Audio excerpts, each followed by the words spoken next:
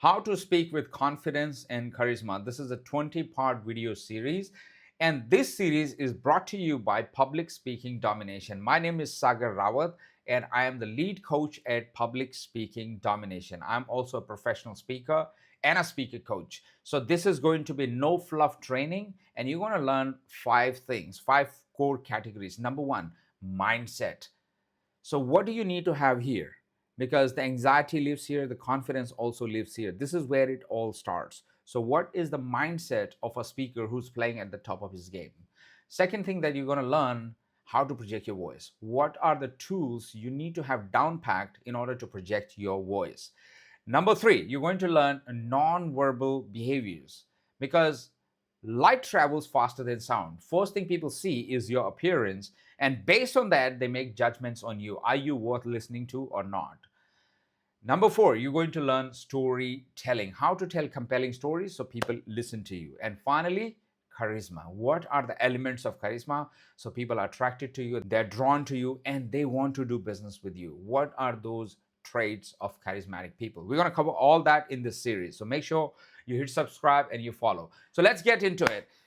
What is the mindset of a speaker? First, I'm going to cover it from scripture's point of view, and then I'll give you the best definition that I ever heard on the internet. So there is a book called Bhagavad Gita. This is holy scripture from Hinduism.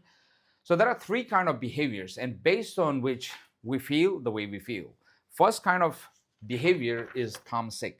Tamsik people are those who want to have great expectation of returns, but they are not willing to sacrifice anything.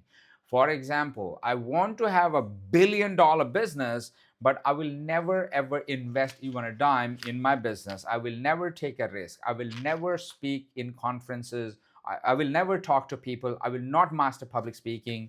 And these people live in delusion. This is the definition of delusion, where you are expecting great things, all the abundance come in your way, but you're not willing to sacrifice. Similarly, in public speaking, these people want to do TED Talk, they want to speak at the conferences, they want to speak in seminars, but they're not willing to invest anything in their learning, and they're not willing to take action. All they do is consume, but they're not willing to sacrifice and produce.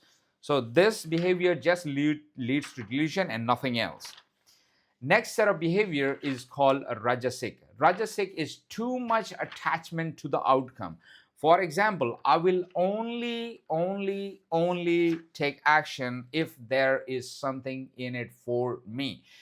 So I will only go and practice public speaking because tomorrow I got job interview and I'm desperate, because if I don't have that job, I have no money coming in my life. So that is why I need. So whenever you operate from desperation, anxiety shows up. On this level, Rajasik, anxiety is your best friend. So for example, if your business is not working, you're not able to do any of the seminars, webinars, you're not able to talk about your products and services.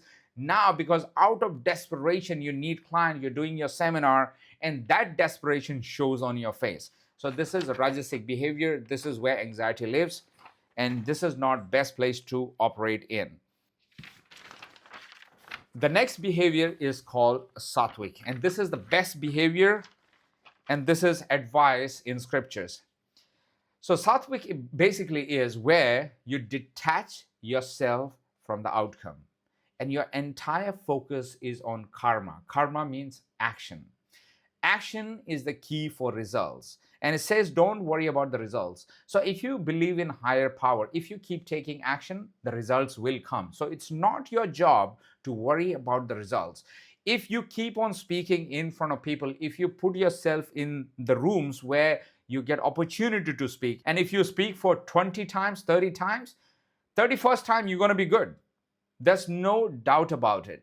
So you do it because you want to do it and you want to make other people's life easy. You go with the mindset of contribution. You do the activity because that's the right thing to do. If to grow your business, you know that you have to invest, you have to take risk, you have to learn, you have to have few skills down packed. You do it because you want to do it and you want to serve. And that's the best mindset to be in. So when you detach yourself from the outcome, well, I'm presenting, I don't want to impress my boss. I don't want to impress my colleagues. I don't want to impress people around me. I don't need the job. I don't need that business or the client. I'm doing it because it is going to add value to them. I'm doing it purely for them. It's not for me. I'm detached from the outcome. I just believe in taking action. And once people can see that you are all about providing value, you're thinking about them, not about yourself, they would like to do business with you. That's how it works in real life. So that's the best behavior to be in, where you detach yourself from the outcome. And outcome is any which ways in not your control. All you can do from your end is take action. Now, there is something that I learned from Simon Sinek. He's a pretty smart guy. So he said that there are two kind of mindsets. One is taker's mindset, and other one is called giver's mindset. Taker's mindset is you go with the mentality, I need. Is it all for me? It's all about me. So if you speak at a conference, you want to impress people. If you speak at an event because you want to impress people, there is something, it's all about me. And there is something wrong fundamentally about this. When you make it only about yourself, you become more and more anxious. Other mindset is called giver's mindset. You go and speak because you want to give, you want to contribute. When you go with the mindset of giving, hey, how can I add value? You show up differently.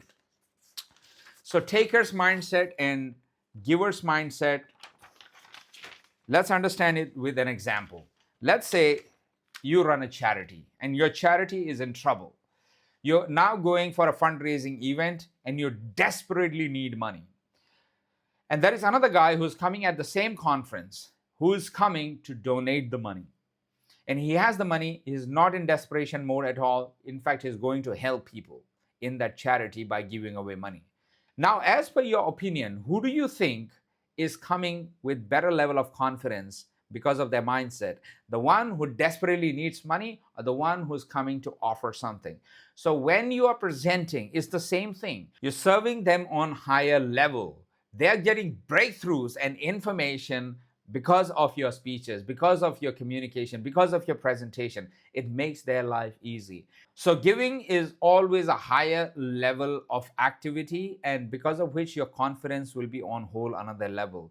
So if you just operate it from giver's mindset, your presentation will be much better. And most importantly, people will see you in the expert light because they don't see any desperation on your face. So it will not happen overnight. You have to practice this over the period of time.